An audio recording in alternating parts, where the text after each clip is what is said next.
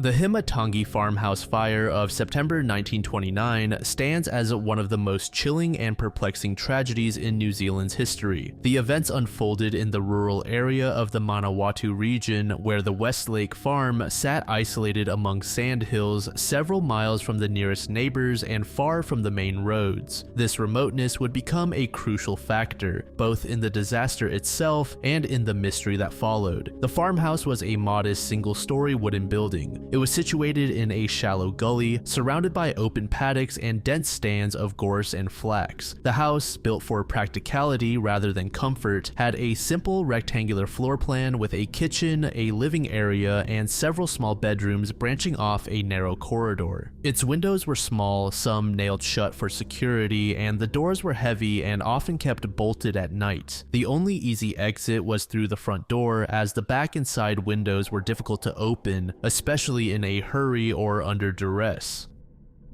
The property belonged to John Westlake, a man in his late 60s who had lived there for decades. He was known as a solitary figure, seldom seen in town, and rarely socializing with neighbors. Westlake employed Thomas Wright as a share milker, and Wright, along with his wife Catherine and their 4 children, lived in the farmhouse with him. Also residing on the property was Samuel Hewitt Thompson, a young farmhand who assisted with the daily running of the farm. On the evening of Friday, September 6, 1929, the household settled into what appeared to be a routine night. The day's work had been unremarkable, according to later testimony from neighbors and local tradesmen. Thomas Wright and Samuel Thompson had spent the day tending to livestock and repairing fences, while Catherine Wright managed the home and cared for the children. There were no visitors and no one reported any unusual activity or disturbances. As dusk fell, the family ate supper together. Afterwards, the children were put to bed. The adults lingered briefly in the kitchen before retiring to their own rooms. The house was quiet by 9:30 p.m., according to the recollections of a neighbor who had passed by on horseback and noticed a single lamp burning in the kitchen window. The weather that night was cool and dry, with a light wind blowing in from the coast. There had been no recent rainfall, and the wooden farmhouse, like many rural homes of the era, was highly flammable. The only sources of heat were a coal range in the kitchen and a small fireplace in the living room, both of which would have been banked for the night. The following morning, Saturday, September 7th, George Turley, a shepherd employed on a neighboring property, was making his rounds when he saw a plume of smoke rising from the direction of the Westlake farm. At first, he thought little of it. Burning rubbish or stubble was a common practice, but as he drew closer, he realized the smoke was coming from the farmhouse itself. Alarmed, he rode over and found the building reduced to a smoldering shell. The roof had collapsed inward and only the blackened frame of the walls remained standing. George immediately rode to fetch William Bevan, another neighbor, and together they searched the ruins. The heat was still intense, making it difficult to approach. As the smoke cleared, they saw the charred remains of beds and furniture. More disturbingly, they discovered what appeared to be human remains amidst the ashes. Realizing the scale, they hastened to contact the police in nearby Fielding. When police and fire officials arrived later that morning, they were confronted with utter destruction. The fire had burned so fiercely and so quickly that little was left intact. The roof had collapsed and the interior was reduced to ashes. The remains of the victims were found in the positions where their beds had been, suggesting they had been caught in their sleep or overcome by smoke before they could escape. The bodies were so badly burned that identification was extremely difficult. Investigators relied on dental records, personal effects found near the remains, and the known sleeping arrangements of the family to determine who was who. The fire claimed the lives of 4 adults and 4 children. The victims included John Westlake, Thomas Wright, and Catherine Wright, as well as the couple's 4 children, Joyce, Brian, Annie, and Prudence, aged 11, 8, 6, and 3 respectively.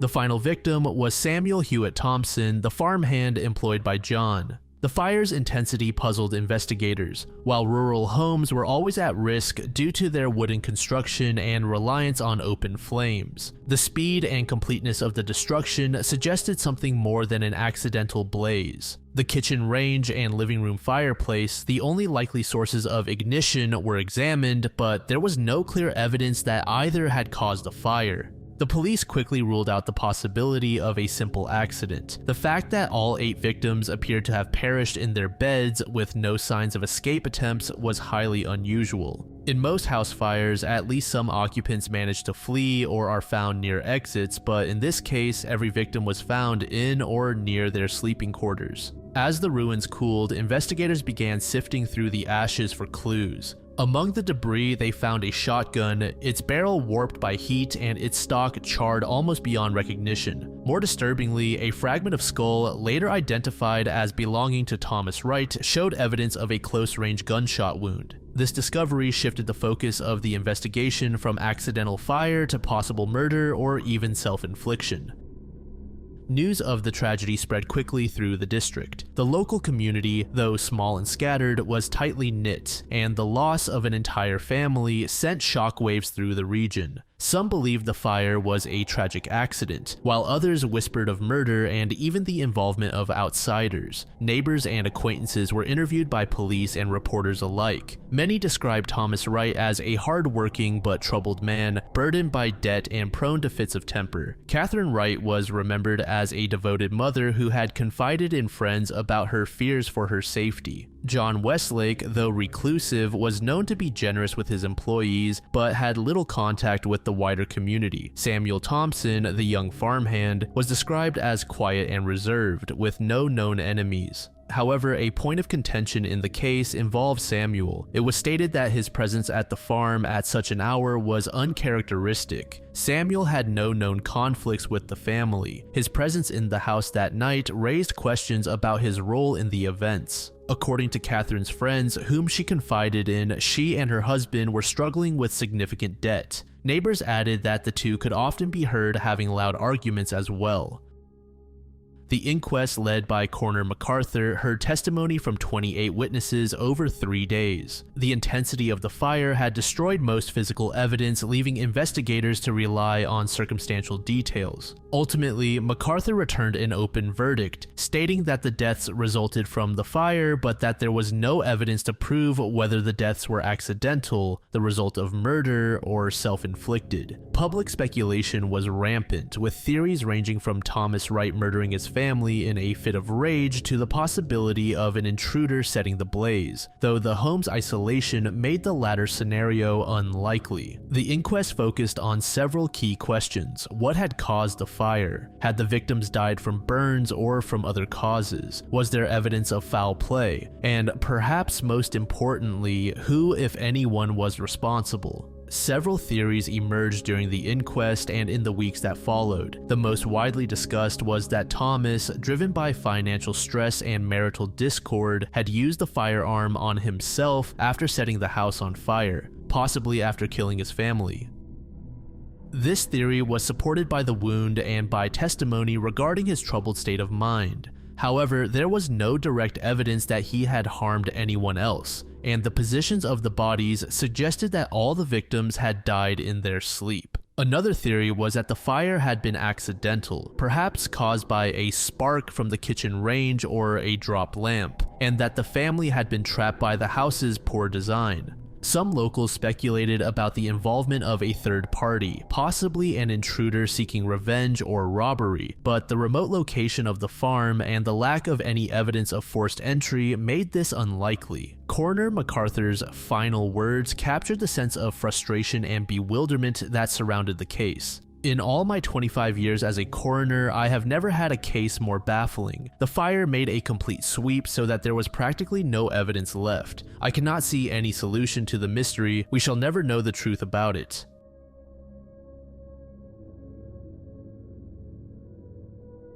March 24th, 1991 began as an ordinary Sunday for the Dunahee family in Victoria, British Columbia. Crystal and Bruce Dunahee, along with their 4-year-old son, Michael, and infant daughter, Caitlin, arrived at Blanchard Elementary School around midday. The family planned to attend a recreational flag football game where Crystal was scheduled to play. The school's playground adjacent to the sports field became the focal point of a tragedy that would baffle investigators and haunt the community for decades. The football field and playground were located in a residential area of Victoria, surrounded by homes and a parking lot. Despite the overcast and windy conditions, the area was bustling with activity. Approximately 100 people were present, including players, spectators, and families. The playground, visible from the field, was equipped with slides, swings, and climbing structures, a typical setup for a suburban school.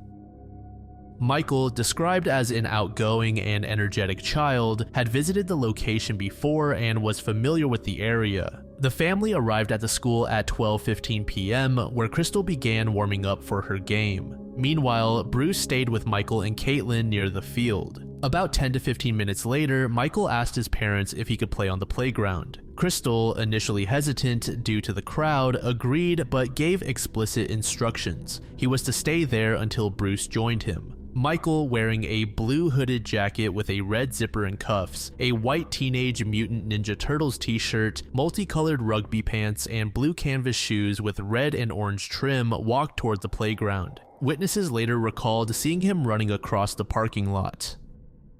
Around 12:35, Bruce prepared to take Caitlin to watch the game and went to retrieve Michael. When he reached the playground, his son was nowhere to be found. Bruce initially assumed Michael had wandered to a different part of the school grounds or was playing hide and seek, a game that the boy really enjoyed. After a brief search, Bruce alerted Crystal. The football game was halted immediately, and all participants, approximately 50 people, began scouring the area. Shouts echoed through the neighborhood as players, parents, and even children joined the effort. With no sign of Michael, Bruce ran to a nearby home to call Victoria Police at 1:05 p.m.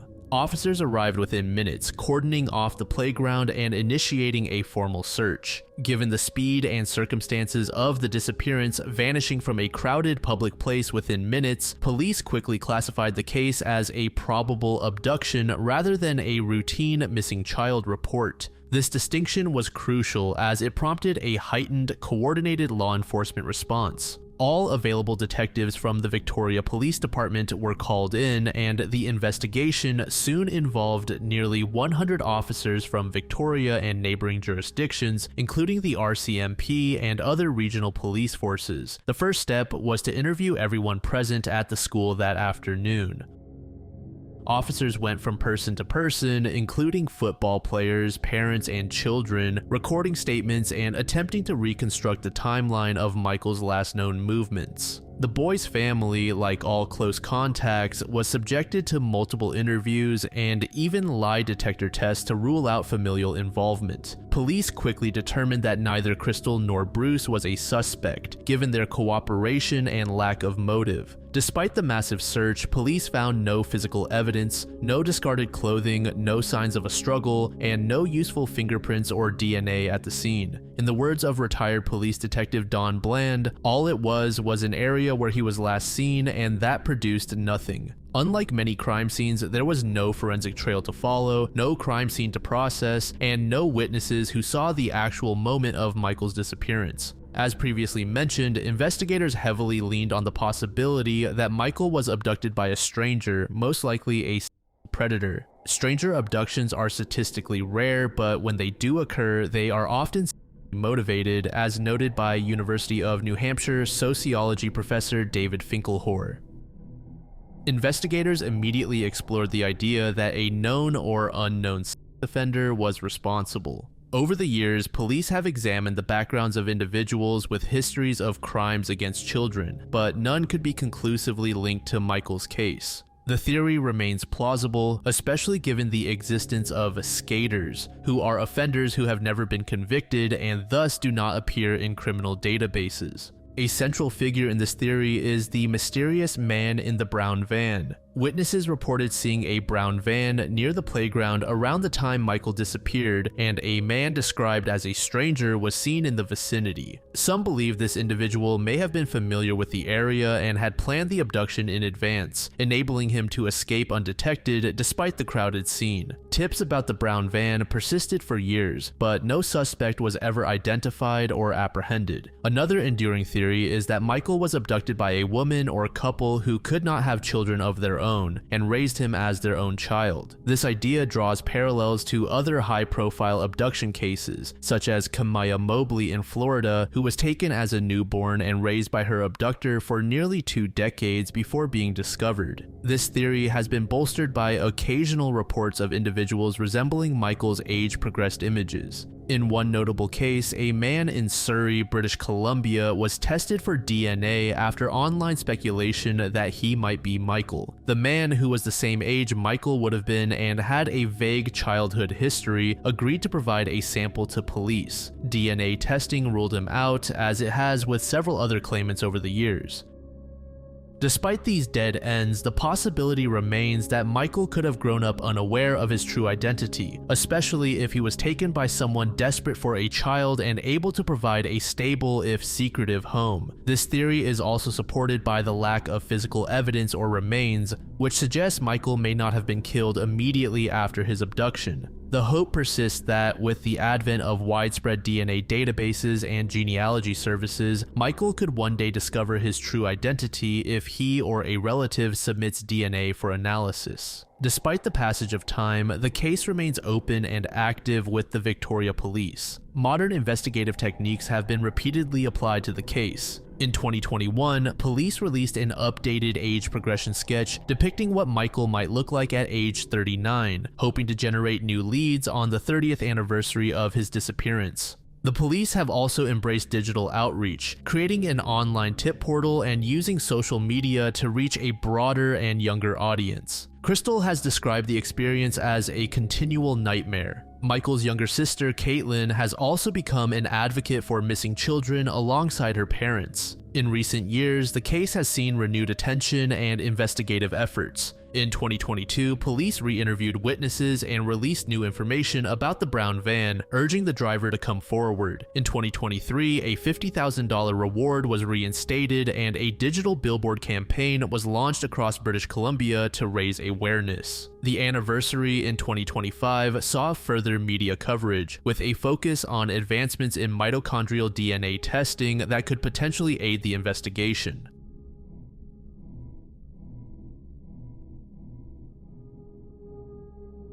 PNS Ghazi's story begins in the United States during the final years of World War II. Originally commissioned as the USS Diablo, the submarine was a Tench-class diesel-electric vessel constructed in Maine. The keel was laid on August 11, 1944, and she was launched on December 1st of the same year, entering active service on March 31st, 1945. The name Diablo, meaning devil in Spanish, was reflected in her insignia, which depicted a devilish figure clutching a torpedo. As a Tench-class submarine, Diablo measured over 311 feet in length, displaced more than 2,400 tons when submerged, and was equipped with 10 21-inch torpedo tubes and the capacity to lay up to 40 mines. Powered by 4 Fairbanks Morse diesel engines for surface running and 2 General Electric motors for submerged propulsion, she could reach speeds of over 20 knots on the surface and nearly 9 knots underwater.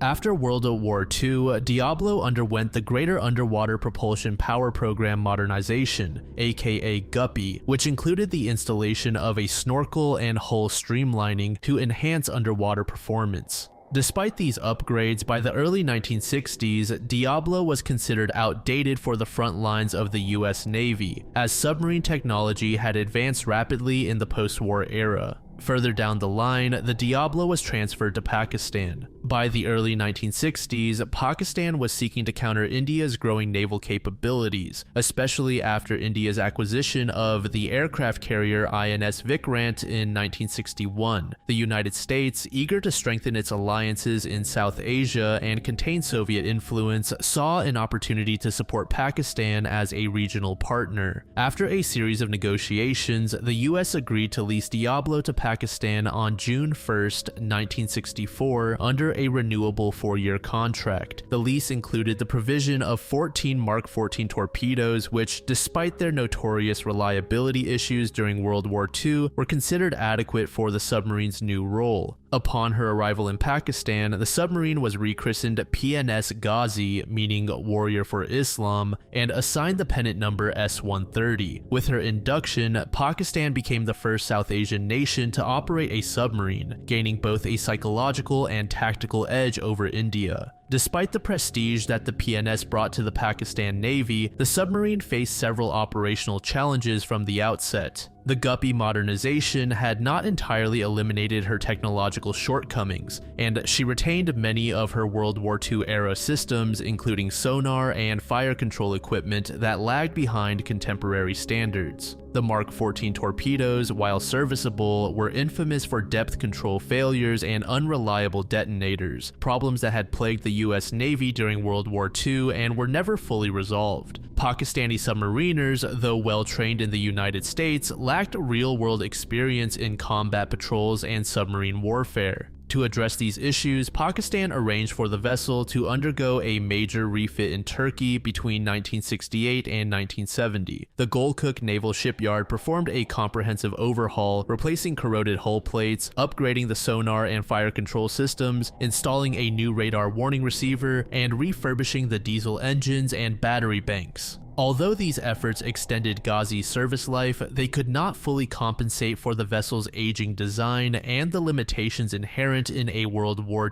II-era submarine. Fast forward to 1971, the ship embarked on its final mission. This was a bold and desperate gamble by the Pakistan Navy, undertaken at a time when the fate of East Pakistan, now Bangladesh, hung in the balance. As the only long-range submarine in Pakistan's fleet, the PNS was entrusted with a dual mission that would test the limits of her crew and her aging technology, to seek and destroy the Indian aircraft carrier INS Vikrant, and to mine the approaches to India's eastern seaboard, particularly the strategic harbor at Visakhapatnam.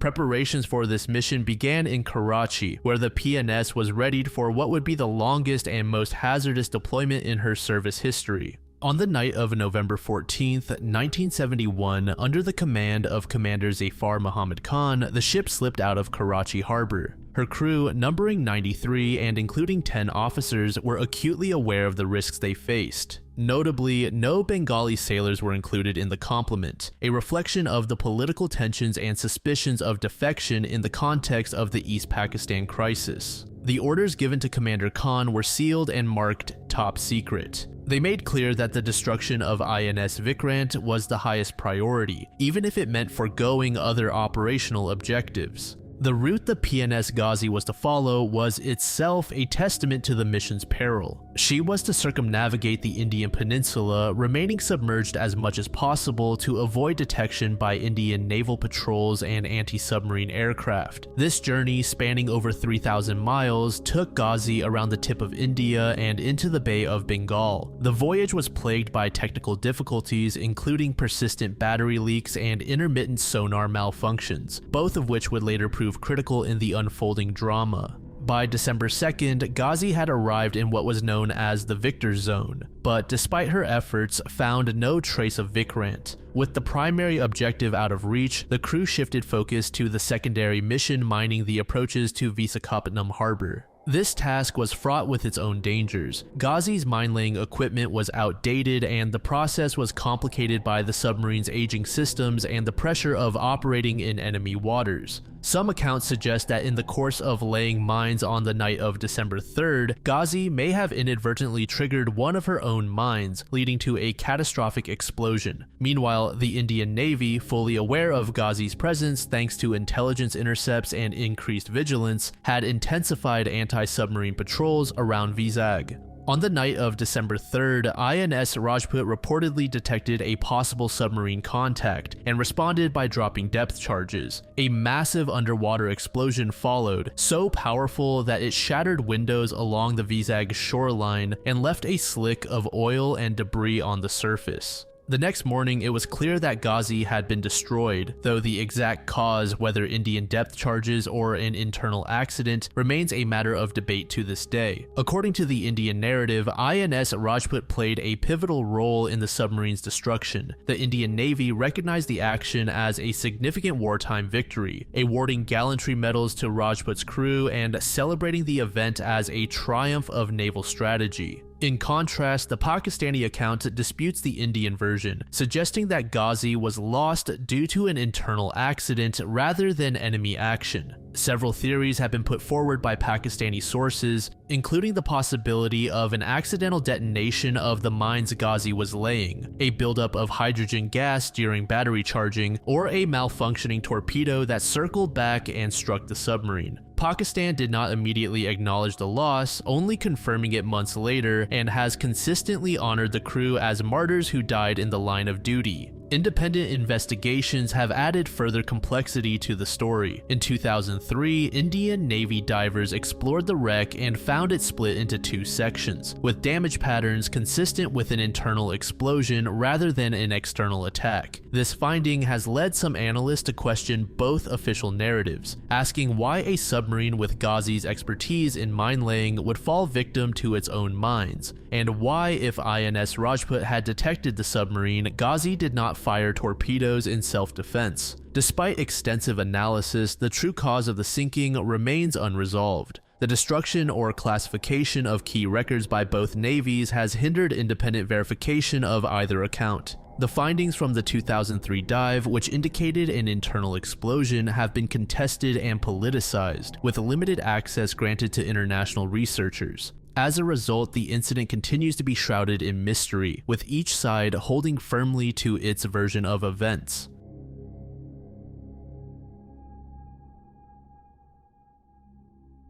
The BLC-1 radio signal was detected in April and May 2019 during a series of observations targeting Proxima Centauri, the closest star to the Sun at just over 4 light-years away. These observations were conducted with the Parkes Murray-Yang radio telescope in Australia as part of the Breakthrough Listen initiative, a major privately funded project dedicated to searching for signs of advanced extraterrestrial civilizations. Proxima Centauri was a particularly appealing target for this search because it hosts at least 2 known planets, including Proxima Centauri b, a rocky world that lies within the star's habitable zone. The signal immediately stood out to scientists due to several intriguing characteristics. It was detected at a frequency of 982.002 MHz and was extremely narrow in bandwidth, about 1 Hz wide, which is a hallmark of artificial transmissions. Natural astrophysical sources typically emit signals that are much broader in frequency. Additionally, the signal exhibited a slow frequency drift measured at about -0.15 Hz per second, which could be explained by the Doppler effect if the source were moving relative to Earth, such as a transmitter on a planet orbiting Proxima Centauri. Most compellingly, BLC-1 was observed only when the telescope was pointed directly at Proxima Centauri and was absent during off-source observations,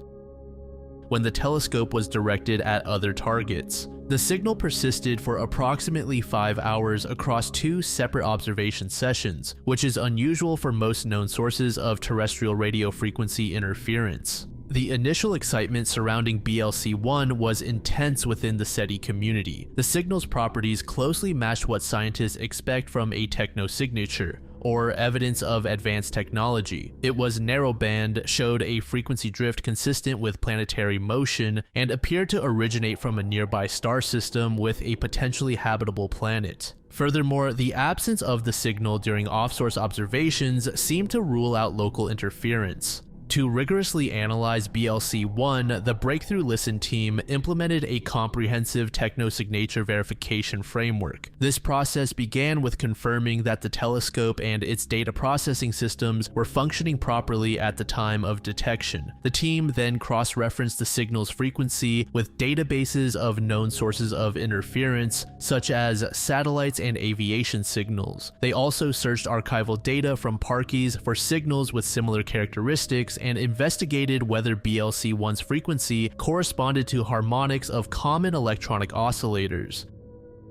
The investigation yielded several critical findings. Scientists discovered dozens of look-alike signals in archival data, signals that were morphologically identical to BLC-1 but appeared at frequencies harmonically related to common clock oscillators used in digital electronics. These look-alike signals were attributed to intermodulation, a phenomenon in which multiple radio frequency sources combine to produce spurious signals at new frequencies. Further analysis showed that BLC-1's appearance during observations was likely coincidental, a result of the signal's intermittent nature aligning with the telescope's observing schedule. Perhaps most tellingly, follow-up observations conducted in late 2020 and early 2021 failed to detect BLC-1 again, casting serious doubt on its extraterrestrial origin.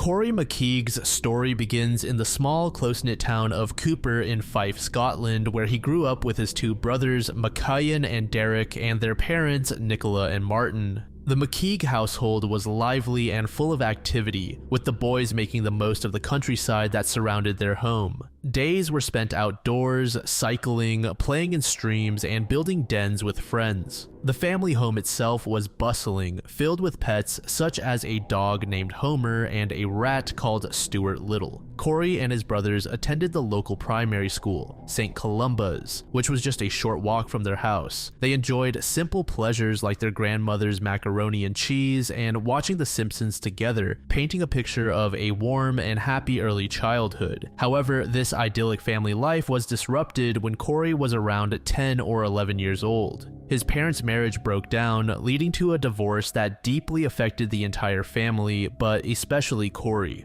After the separation, Nicola moved with the boys roughly 30 miles away to Dunfermline, another town in Fife. The change was significant for Corrie, who was particularly close to his brother Derek. The move and the family split marked the end of his carefree childhood and the beginning of a more tumultuous period in his life. As Corrie entered his teenage years, he faced several personal challenges. He moved out of the family home at 17, sharing a flat in Dunfermline with his older brother mckeague. The two brothers often went out together in the town's center, and Corrie quickly gained a reputation as the life and soul of any party. His father later recalled that Corrie's love of socializing sometimes went too far, describing him as partying too much and noting that he was frequently out drinking, though he never got into trouble with the police. Corrie's adolescence was further marred by tragedy when, at the age of 15, he was the first to discover the body of a close friend who had been killed on a train line. This traumatic event had a profound impact on him, and both his parents later remarked that it contributed to the development of a significant binge drinking problem. The emotional fallout from this loss lingered throughout his teenage years and affected many of his relationships. His mother also recounted that another of Corrie's very close female friends died suddenly after being struck by a train, compounding his grief and emotional struggles. Despite these challenges, Corrie tried to find his footing as a young adult. He initially trained as a hairdresser at Adam Smith College in Kirkcaldy, but soon realized it wasn't the right path for him. He then enrolled at Perth College University to train as a fitness instructor, reflecting his interest in physical activity and sports.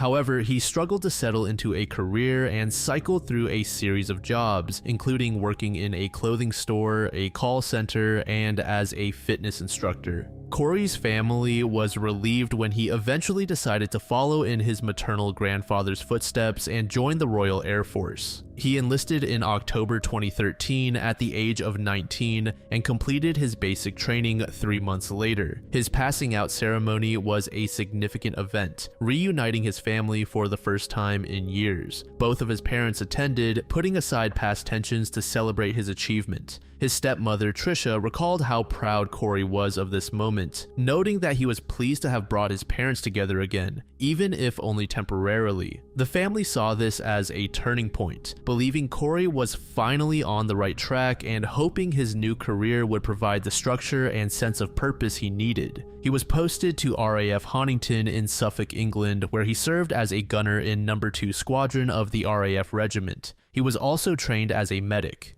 Colleagues and superiors described him as highly capable and well thought of within the squadron. By all accounts, Corrie thrived in the RAF, which provided him with camaraderie, discipline, and a sense of belonging that had sometimes eluded him in civilian life. Despite his professional success, Corrie's personal struggles did not entirely disappear. His father, Martin, acknowledged that Corrie had been prescribed antidepressants in the past, though by 2015, he seemed to have regained his usual cheerful demeanor. Corrie was known for his outgoing and sociable nature, and he continued to enjoy nights out with friends. However, his binge drinking habits persisted, and there were ongoing concerns within his family about the impact of alcohol on his well-being. Martin recounted having a falling out with Corrie about his drinking shortly before his disappearance, highlighting the ongoing tension this issue caused within the family. Corrie's mother described him as someone who was never aggressive with or without alcohol, but who had a tendency to lose his phone or wallet during nights out. She also noted that he could be impulsive and trusting, sometimes to a fault. For instance, she believed that if a stranger asked him to get into the boot of a car to go to a party, he would probably agree, reflecting his easygoing and adventurous spirit.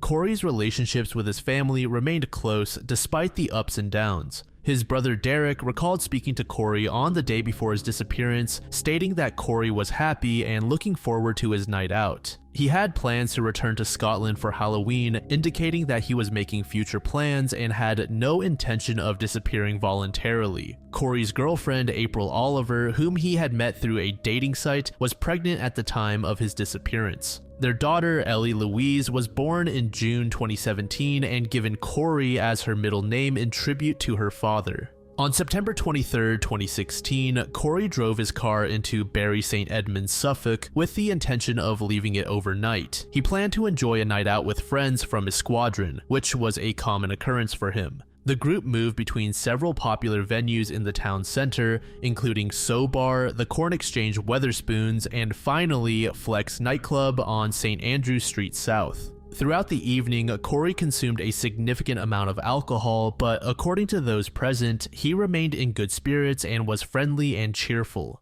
As the night wore on, Corrie became increasingly intoxicated. At around 1:20 a.m., he was asked to leave Flex nightclub by the doorman due to his drunken state. The doorman later recalled that Corrie was no trouble and that they chatted amicably on the street outside after his ejection. At this point, Corrie was separated from his friends, who would not see him again that night. After leaving the club, Corrie made his way to Mamma Mia's, a local takeaway restaurant he frequented, arriving there between 1:15 and 1:30 a.m. CCTV footage captured him clutching food as he walked through the quiet, near-deserted streets of Bury St. Edmunds, sometimes staggering due to his level of intoxication. At some stage, he was seen sleeping for a short period in a shop doorway on the high street, a behavior his mother later said was not unusual for him after a night out. The pivotal moment in the timeline occurred at 3:25 a.m. CCTV cameras recorded Corrie walking alone down Brent Govel Street and entering a horseshoe-shaped service area at the rear of shops. This area was used for the storage of commercial waste bins, and it was here that Corrie was last seen alive. The footage shows him pausing before disappearing from view into the service area. No subsequent footage captured him leaving, and there were no other confirmed sightings of him after this point. Corrie had the weekend off duty, so his absence was not immediately noticed. When he failed to report for work on Monday, September 26th, concern was raised and he was officially reported missing. This delay in reporting meant that crucial early hours for tracing his movements had already passed. The initial response was swift and comprehensive. Suffolk Police, the RAF's own search and rescue teams, and Suffolk Lowland Search and Rescue scoured the area around Bury St. Edmunds and the route toward Honington, supported by police helicopters. Volunteers joined the effort, and a social media campaign, Find Corrie, was launched, quickly gaining national attention. Corrie's family, led by his mother, retraced his final known steps through the town, appealing for witnesses and information. A critical breakthrough in the investigation came from the analysis of Corrie's mobile phone data. His Nokia Lumia handset had connected with phone masts along a route from St. Edmunds to Barton Mills, a village approximately 12 miles away, in the early hours of the 24th of September. The journey, which took 28 minutes, was far too fast for anyone on foot and closely matched the route taken by a commercial bin lorry that collected waste from the Horseshoe area at around 4:20 a.m.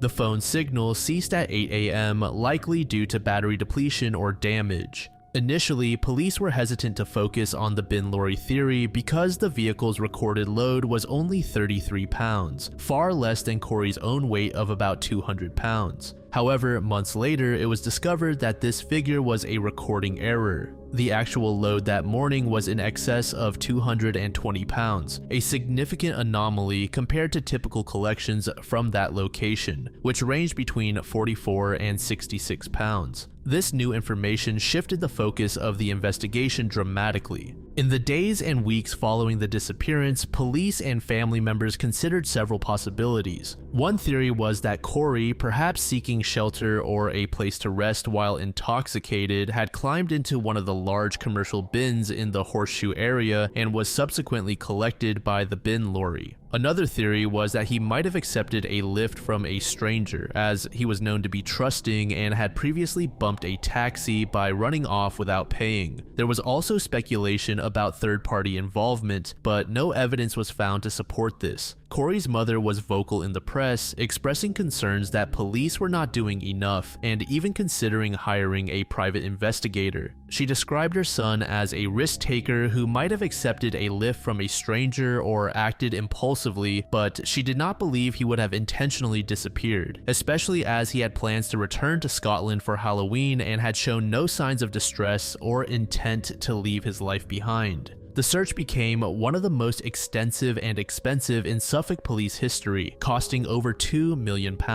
Police reviewed thousands of hours of footage, tracing the movements of dozens of people in the area that night, but none could be linked to Corrie's disappearance after 3:25 a.m.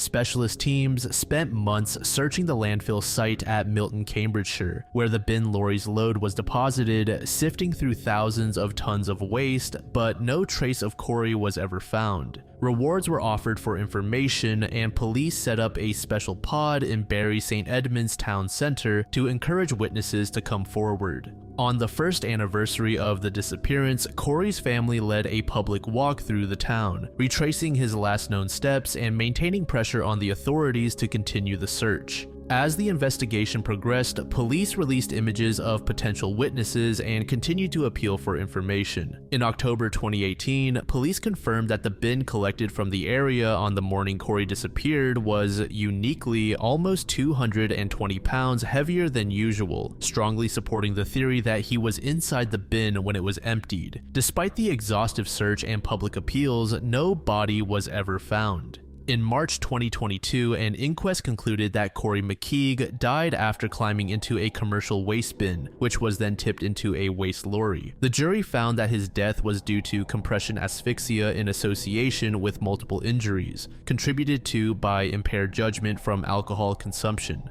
The coroner noted that there was no evidence of third-party involvement or intent to disappear, and that Corrie's actions that night were consistent with his previous behavior after nights out. Despite the inquest conclusion, the absence of Corrie's remains means that, for many, the case retains an element of unresolved mystery.